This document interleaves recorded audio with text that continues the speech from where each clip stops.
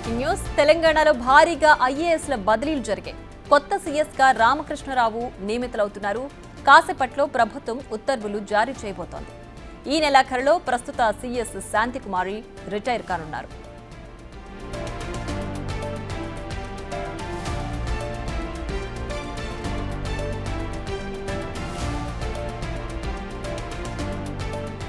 తెలంగాణలో భారీగా ఐఏఎస్లు బదిలీలు జరిగాయి.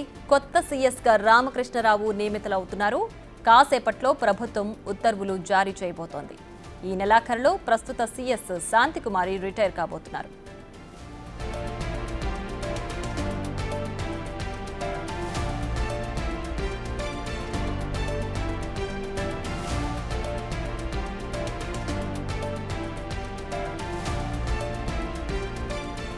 తెలంగాణలో భారీగా ఐఏఎస్లో బదిలీలు జరిగాయి. ఈ నెలాఖరులో ప్రస్తుత సీఎస్ శాంతికుమారి రిటైర్ కాబోతున్నారు. ఈ నేపథ్యంలో కొత్త సీఎస్గా రామకృష్ణరావు నియమితులవబోతున్నారు. సో దీనికి సంబంధించి మరి కాసేపట్లో ప్రభుత్వం ఆదేశాలు జారీ చేయబోతోంది. తెలంగాణలో భారీగా ఐఏఎస్ల బదిలీలు జరగడంతో కొత్త సీఎస్ను కూడా ఎన్నుకోబోతున్నారు. దీనికి సంబంధించి రామకృష్ణరావు పేరు వినిపిస్తోంది. మరి కాసేపట్లో దీనికి సంబంధించి ఉత్తర్వులు జారీ చేసే అవకాశం ఉంది.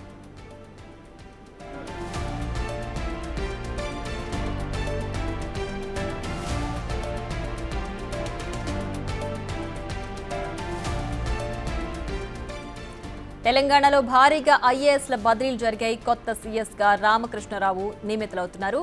కాసేపట్లో ప్రభుత్వం ఉత్తర్వులు జారీ చేయబోతోంది.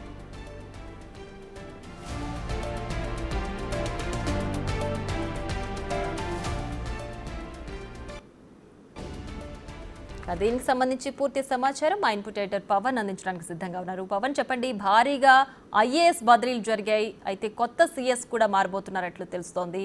దీనికి సంబంధించి ఎప్పటి నుంచి ఉత్తర్వులు ఉండే అవకాశం ఉంది?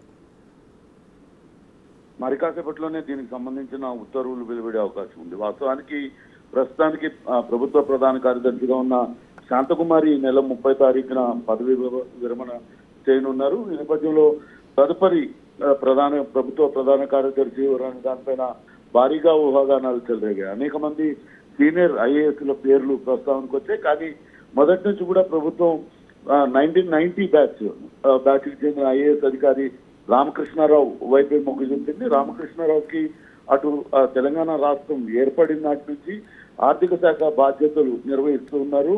ఆయన వచ్చే ఆగస్టులో ఆయన పదవీ కాలం ఆయన కూడా రిటైర్ కానున్నారు. ప్రస్తుతం ఉన్న ఐఏఎస్ లో శశాంక్ గోయల్, ఆ తర్వాత రామకృష్ణారావు సీనియర్ గా ఉన్నారు.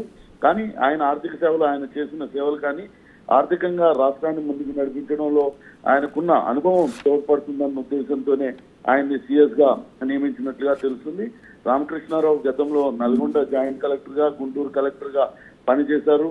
అటు తెలంగాణ ప్రభుత్వం బీఆర్ఎస్ కాంగ్రెస్ హయాంలో రాష్ట్ర బడ్జెట్ ను 14 సార్లు అసెంబ్లీలో ప్రవేశపెట్టడంలో ఫైనాన్స్ ప్రిన్సిపల్ సెక్రటరీగా చాలా కీలకమైన పాత్రను ఆయన పోషించారు. ప్రస్తుతం సిఎస్ శాంతకుమారి 89 బ్యాచ్ చెందిన అధికారి. ఆమె తర్వాత ఈయన ఈ నెల 30తో రిటైర్ కానుండటంతో ఆ స్థానంలో అటు రామకృష్ణారావు పేరును ప్రతిపాదిస్తూ అనేక మంది చెప్పారు. దాంతో ఆయనను ఈ పదవికి ఎంపిక చేసినట్టుగా తెలుస్తోంది. పవన్, అయితే ఇప్పుడు కొత్త సీఎస్ రామకృష్ణరావు పేరు వినిపిస్తోంది కదా, సో ప్రధానంగా ఆయన్నే సీఎస్ గా ఎన్నుకోవడానికి ఏంటి అంటే ఆ ఎక్స్పీరియన్స్ ఉన్న ఐఏఎస్ ఆఫీసర్స్ ఇంకా ఉన్నారా, లేదంటే డైరెక్ట్ గా ఈయన్నే ఆ పదవి వరించిపోతోందా? ఖచ్చితంగా ఈయనతో పాటు శశాంక్ మోహన్ తదితరులు పోటీ పడుతూ ఉన్నారు. కానీ ప్రస్తుతం రాష్ట్ర ఆర్థిక పరిస్థితి చాలా క్లిష్ట పరిస్థితిలో ఉంది. తీవ్రమైన అప్పుల ఊబిలో రాష్ట్రం కూరుకుపోయింది. ఇటువంటి సమయంలో రాష్ట్రాన్ని సరైన పద్ధతిలో గైడ్ చేయడంలో రామకృష్ణారావు సేవల వినియోగం అవుతాయని రాష్ట్ర ప్రభుత్వం భావిస్తుంది. ఎందుకంటే తెలంగాణ రాష్ట్రం ఏర్పడిన నాటి నుంచి ఆయన ఆర్థిక శాఖలోనే పనిచేస్తున్నారు. ఇప్పటిదాకా 14 సార్లు అసెంబ్లీలో అటు బడ్జెట్ ప్రవేశపెట్టిన అనుభవం ఆయన సొంతం. కాబట్టి రాష్ట్రాన్ని వచ్చే సంవత్సర కాలంలో లేకుంటే తదుపరి గాడిలో పెట్టాలి పరిపాలన అంటే ఇటువంటి పాలనా దక్షత, అనుభవం ఉన్న ఐఏఎస్ అధికారి అవసరమని ప్రభుత్వం భావించిన నేపథ్యంలోనే ఆయన పేరును ప్రతిపాదించారు. ఆయన పేరును ఖరారు చేస్తూ మరి కాసేపట్లోనే ఉత్తర్వులు జారీ చేయనున్నారు. ప్రస్తుతానికైతే ఉత్తర్వులు కూడా జారీ అయిపోయినాయి. ప్రస్తుతానికి ఆయన్ని నియమించిన ఉత్తర్వులు కూడా జారీ చేశారు. Right Pawan, thanks for the updates.